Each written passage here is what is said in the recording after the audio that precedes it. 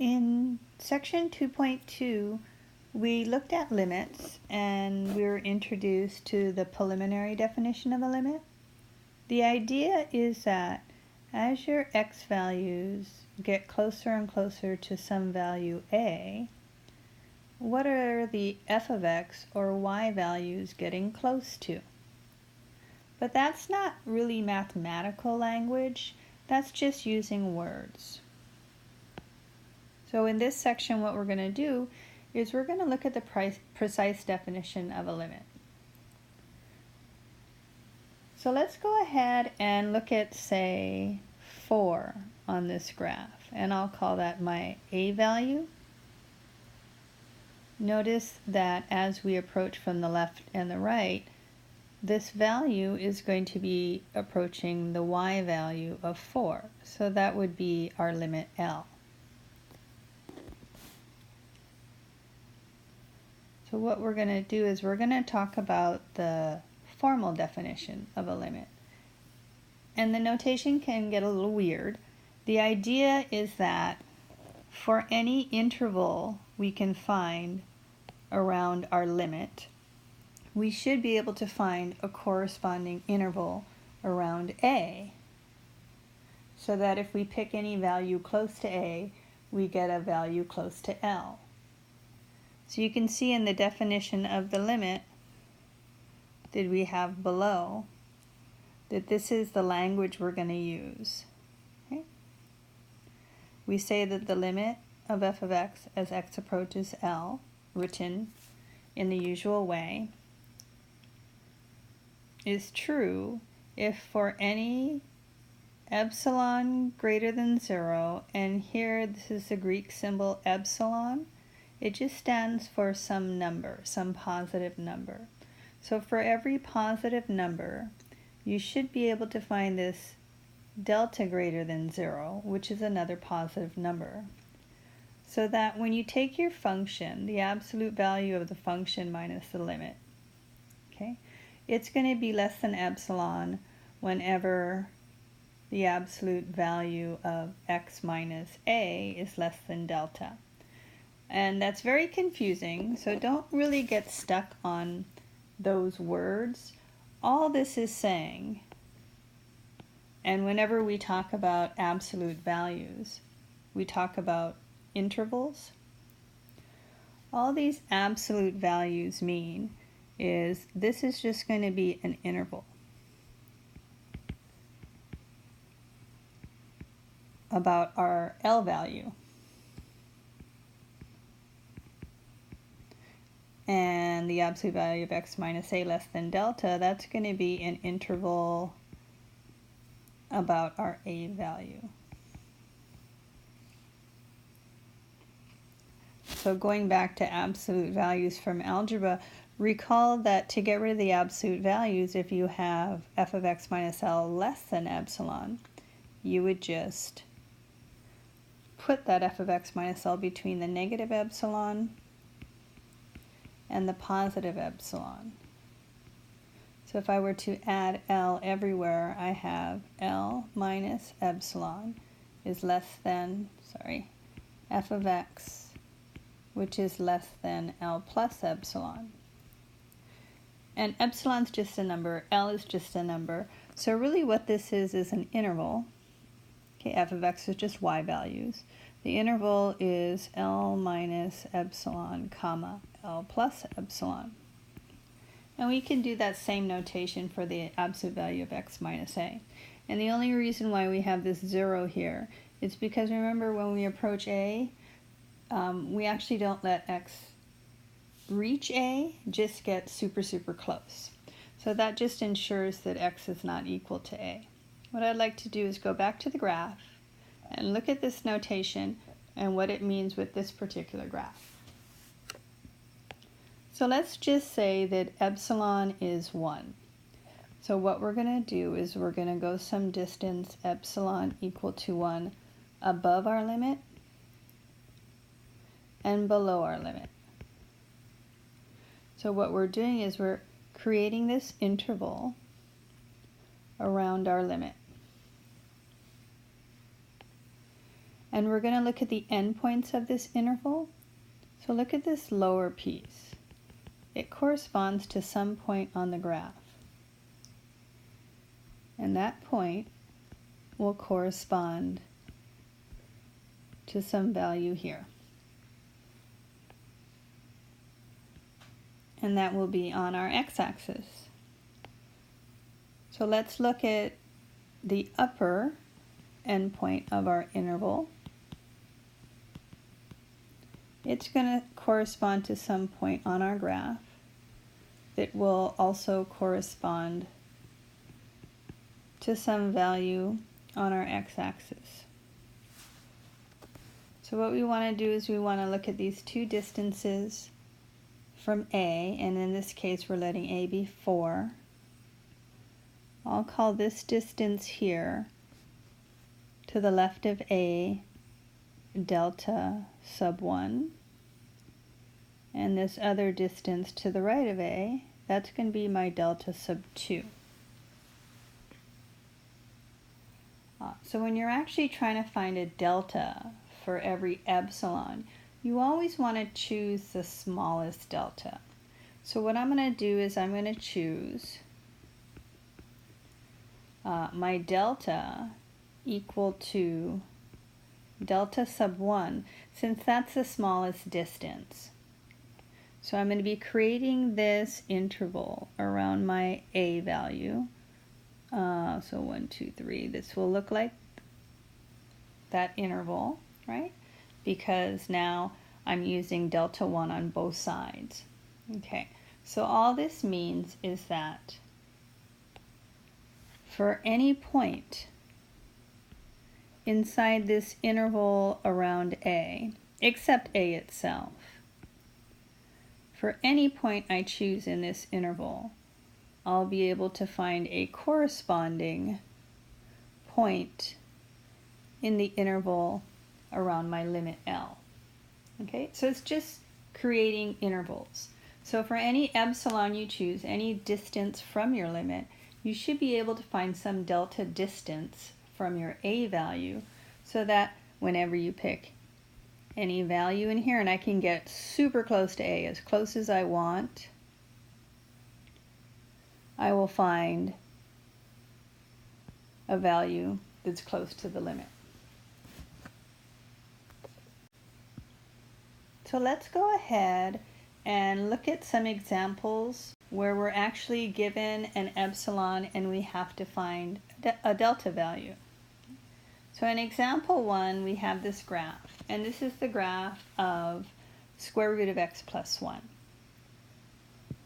Let's say that epsilon is equal to 1, and we're going to use this graph to determine the largest value of delta that we can use, and it's going to satisfy the condition that the absolute value of g of x minus 2 is less than epsilon whenever the absolute value of x minus 3 is between 0 and delta.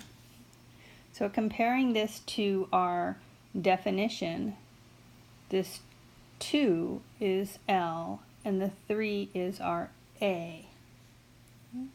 So all this says is A is 3. Okay? So this is the value that we're approaching. The value is 3. So we want to find this interval about 3. And we know that epsilon is equal to 1. So we're going to go to our limit, which is 2. Okay, so this is our limit. And since epsilon is equal to 1, I'm going to go some distance epsilon equal to 1 above epsilon equal to 1 below 2. And I'm going to have these values. So graphically, if I take, let's look at the upper one. We're at 3. If I go to my graph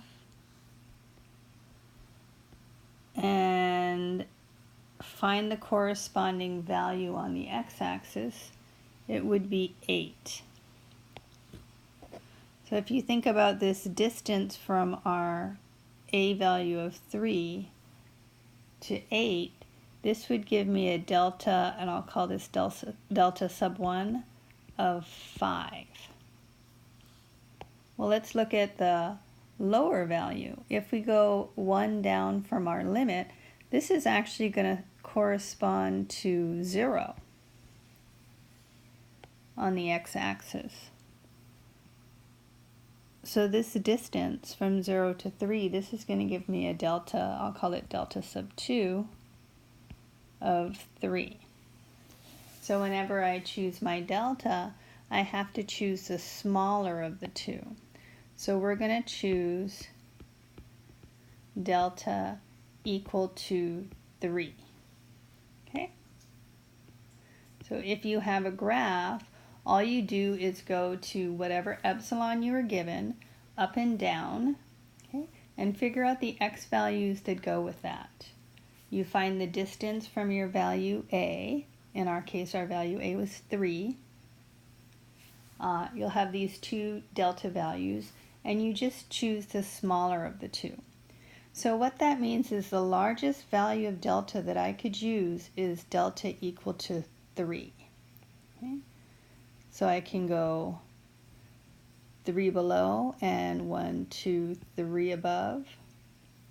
And I have this interval where I'm guaranteed that if I pick any value inside this interval, except possibly 3 itself, I will get a y value in the interval around my limit.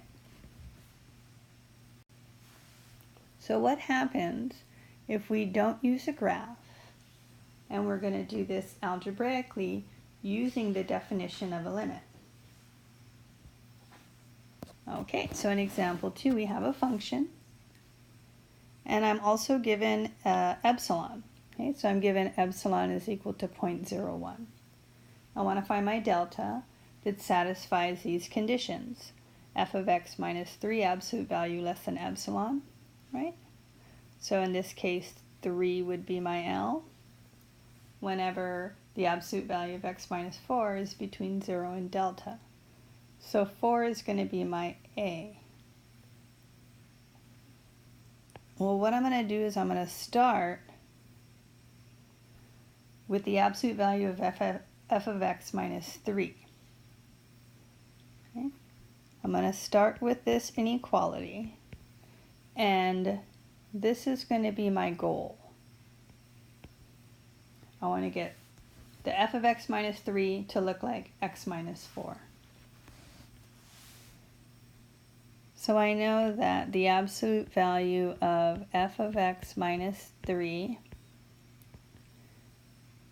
is less than epsilon, and I know what f of x is. That would be 2x minus 5. And then minus 3 is less than epsilon, but epsilon is 0.01. So I'm going to combine inside the absolute values to get 2x minus 8, absolute value less than 0.01. Okay? So my goal is to get x minus 4 inside the absolute value. So I'm going to factor out a 2. I'll have x minus 4 in parentheses. So with properties of absolute value, I can bring the 2 out and have absolute value of x minus 4 less than 0.01. So now it's just a matter of dividing both sides by 2 to get the absolute value of x minus 4 by itself. And then this would be equal to 0.005.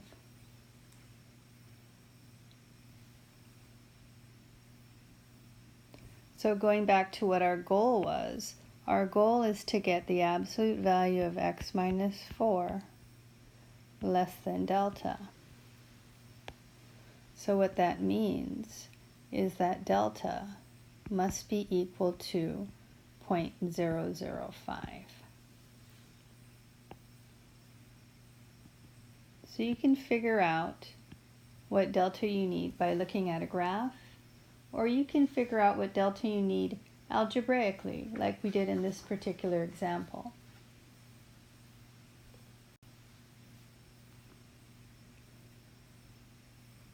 Well, in the definition, it doesn't give a specific epsilon. The definition says, for all epsilons, you should be able to find a delta. So what if you're not given an epsilon and you have to prove a limit in general for a function? Well, there's steps. The first step would be to find delta. The second step, once you've found your delta, is to write a proof. Now when we write proofs, we use words, we show steps. We're not solving an equation. We're verifying a limit, okay? So there's no solving here, there's no boxing an answer.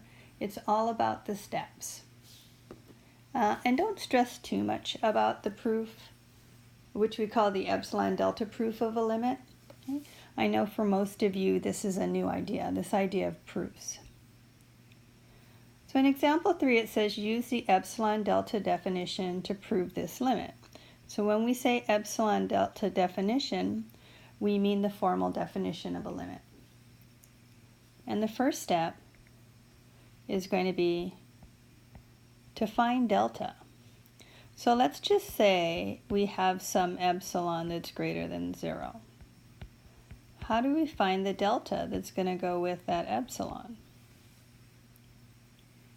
If we look at this limit, 2 is our A, and then notice that the limit is equal to 5, so 5 is our limit L. So our goal will be to find that absolute value of x minus A. So what we're going to do is what we did before when we looked at this algebraically.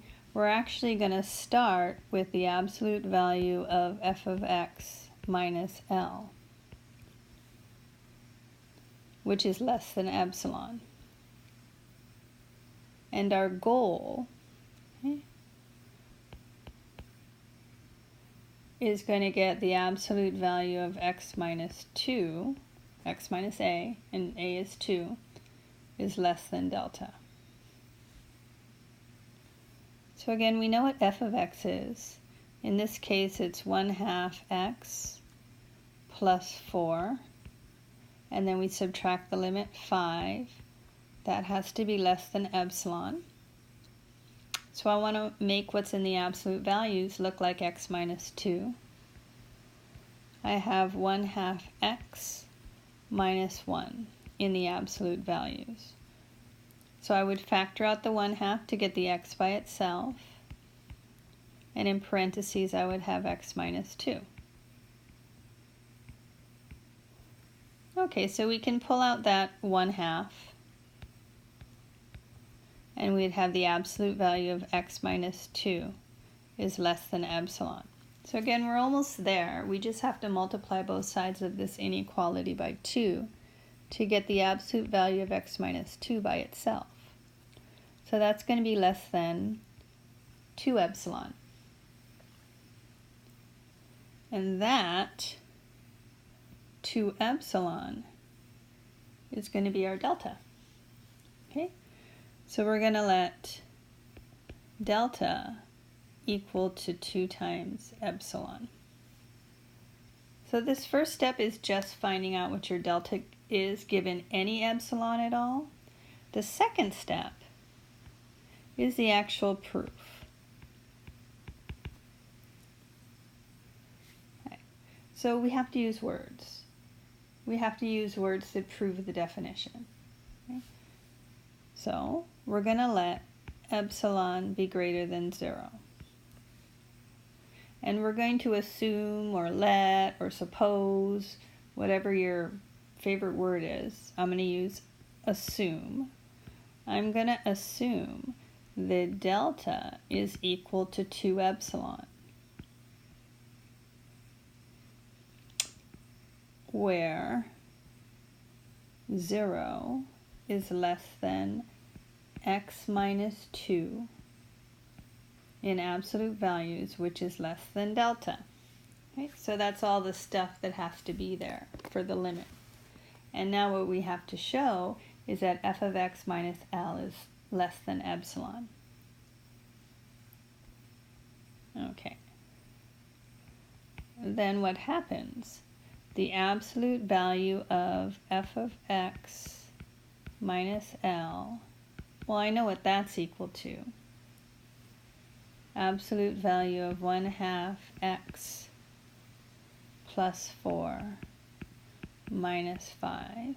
Okay, I know what that's equal to. Now I have to show that that is less than epsilon. However, I know that this is equal to 1/2 if I factor out that 1/2. And you're kind of just looking at your scratch work and rewriting those steps. I know that that's true. And think about what this means. This x minus 2 is less than delta, and delta is equal to 2 times epsilon. So the absolute value of x minus 2, that's actually less than 2 epsilon. So this part in red, this is really not my proof. Okay? So if what's in the absolute values is less than 2 times epsilon, then clearly this whole piece is less than 1/2 times 2 times epsilon. And that's just equal to epsilon. So look at what we started out with. Again, what's in red is not part of the proof. We started out with the absolute value of f of x minus L. And then we ended up with, because of this less than symbol, we ended up with that is less than epsilon. And that's the proof. But we have to write a conclusion. Okay? So those 2 lines have to be there, as well as our conclusion. And typically we'll use therefore, thus, so, whatever conclusion word you want. Therefore, we've just shown that the limit as x goes to 2 of 1/2 x plus 4 is equal to 5. And oftentimes we'll formally end our proof with the 3 letters QED. And it's just a Latin phrase that says that we've shown what we need to show. Okay? So again, you need to write all of this stuff. You can ignore the red. So that would be the proof, the formal proof of a limit. There are other limits as well. As you recall, we have one-sided limits. So the proof for that is similar, but let's just look at what a one-sided limit is. Okay? So if we're coming in from the right-hand side, the limit is going to approach a from the right of our function, and it's going to be equal to some limit L. Okay? So the limit exists if for any epsilon greater than 0, so any distance around L, you can find a delta so that whenever f of x minus L is less than epsilon, okay, or f of x minus L less than epsilon, whenever, and now look at this, it's a little bit different, whenever x is between a and a plus delta. So let's look at why that notation is there. Let's go ahead and look at this right-hand limit. Let's look at the right-hand side of this graph. Okay? So we're looking at this endpoint here. This is going to correspond to our value a, and in this case it's 1. Notice that there's no graph, there's a big gap, right? I don't have anything on the left-hand side of that point, A, so I can only approach from the right-hand side. So notice that at 1, at this point A, it's going to correspond to 1, which is our limit L. So let's just say I'm going to go out some epsilon distance.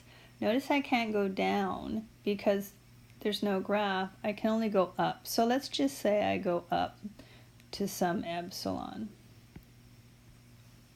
Again, I can't go down from 1 because there's no graph that corresponds to that. So this is going to correspond to some point on the graph that again is going to correspond to some x value.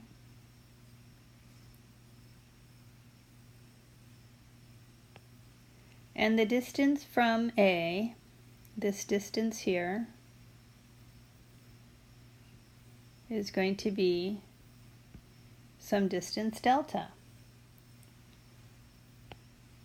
So if I'm at the point A and I go delta units to the right, then I'm going to be at A plus delta for this point, delta units to the right. And then I've created this interval, this tiny little interval that's delta units away from A. So you think about how I would describe this interval. This interval is going to go from A to A plus delta. Or in other words, if I pick any x value that is larger than A but less than A plus delta, right? If I pick any x value in here, I should be able to find a corresponding y value with an epsilon away from my limit, which I do. So that's why we don't have the absolute value of x minus a. Since it's only approaching from one side, we can describe our interval with this following inequality, x between a and a plus delta. So you'll find there's going to be a similar idea when you're coming in from the left-hand side. So when we come in from the left-hand side, again, for any epsilon greater than 0, you find a delta greater than 0. So that if you'll have the f of x minus L absolute value less than epsilon whenever, and in this case it's a minus delta to a, that would be our interval. So let's look at -1. Notice that we can approach -1 from the left, but not from the right, because there's a big gap in our graph. And so it's going to correspond to this point down here. And then -1 would be our limit. This would be our a value. If I look at some epsilon distance away from L, and this time I'm going to have to go up. Let's just say it's about here. And I look at some epsilon distance. It's going to correspond to a point on my graph, right? And that'll correspond to some x value here. So this distance between A and this point, that distance is going to be a delta distance. But notice that we're moving to the left of A, to the left of -1. So to get to this point, we would have to subtract delta from A, which gives us the A minus delta. Values of x have to be between that and A. So that would describe this interval here.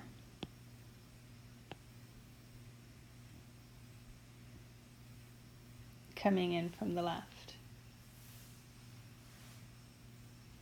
So that's it for the one-sided limits. I'm not going to do a proof for that. It's similar to the previous epsilon delta. What I'd like to do is look at another limit definition, and these are just three. Well, the first one was the formal definition of the limit, and then we do one-sided, and now I'm looking at what happens when the limit goes to positive infinity. And there's other limits as well. We've computed many other limits, but these are the most common. This one's a little bit different. So if you look at the definition, and in here, if you look at my graph, this is the graph where there's an asymptote. a vertical asymptote at 3.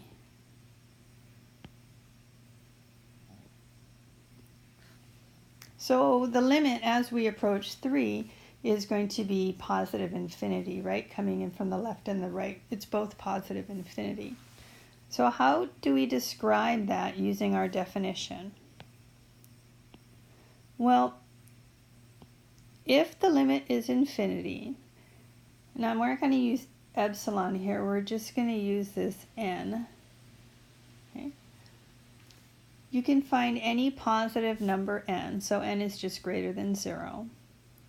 And for any n greater than 0, you can find this delta greater than 0.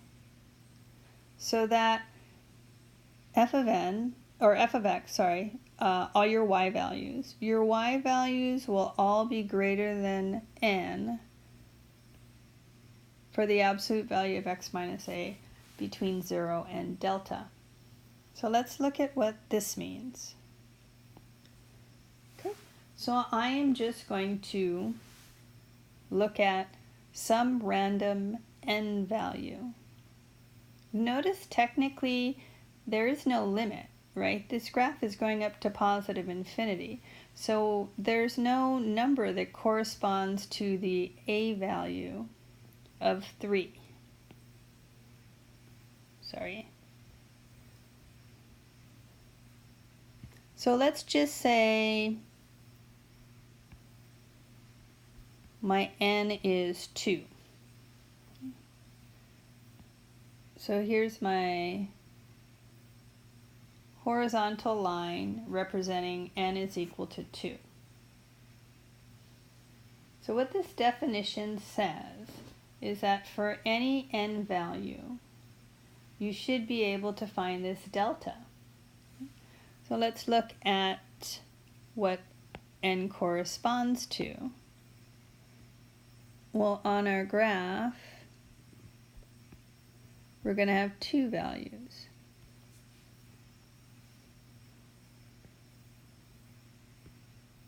So here would be our delta 1 and our delta 2 distance from A.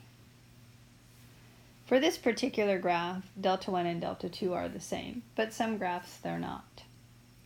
So what this definition says is for any n value, you can find this delta distance, which would give you an interval where if you pick any x value in this interval, it will correspond to a y value that's greater than n. That's why it says f of x greater than n. So if I pick any value delta away from a in that interval, I'll get a y value that's larger than n.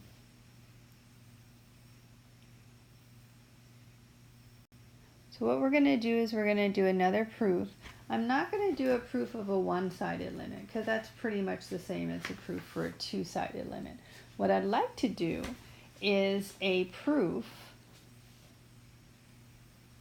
for the limit that went to infinity that we had in the previous slide.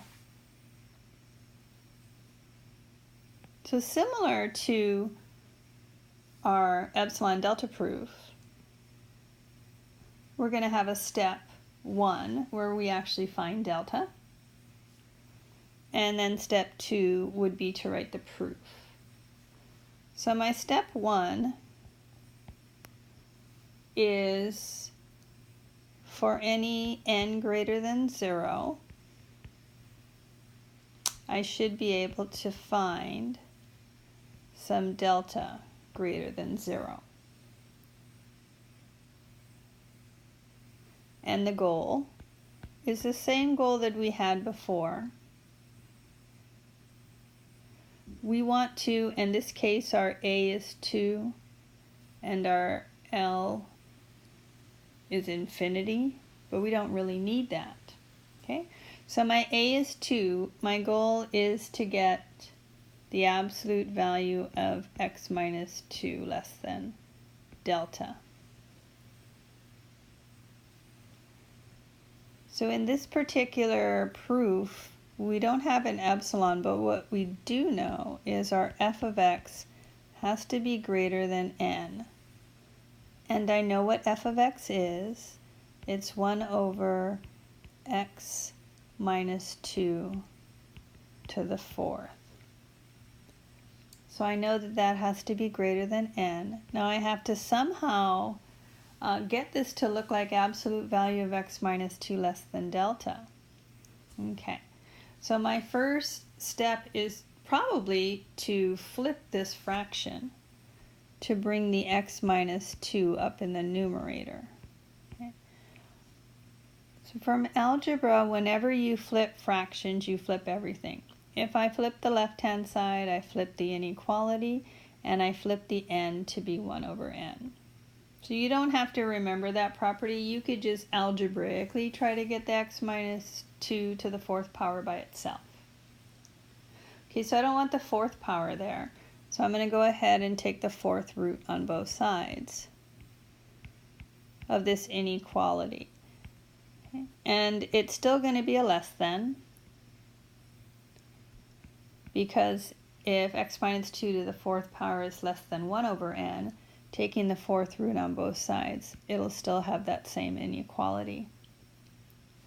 We have this property in algebra that says whenever the root and the exponent match, they can cancel. But we have to be careful here because this is an even root. It can never be negative, which means I have to add absolute values. And then I don't need the 4th root on the 1. It could just go below on the end. And I'm actually done.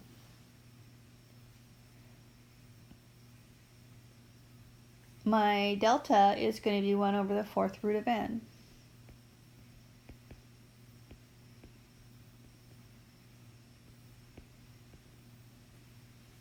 So now that I found delta, I need to write my proof. So that would be my second step.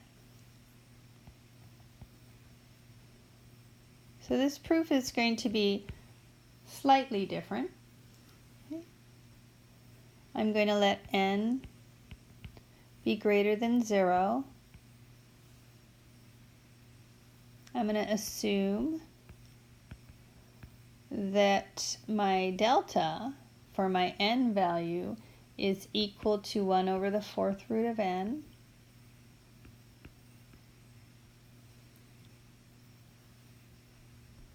Where, and here, this is what we know. We know that 0 less than absolute value of x minus 2 is less than delta. So this is all the stuff we know. We have to show that f of x is greater than n. Okay. But instead of starting with f of x like I did in the epsilon delta proof, I know this part, right? And this is what I know, because that's what I assume to be true. Okay, again, this red stuff doesn't go in the proof. So that's where I'm going to start. I'm going to start with,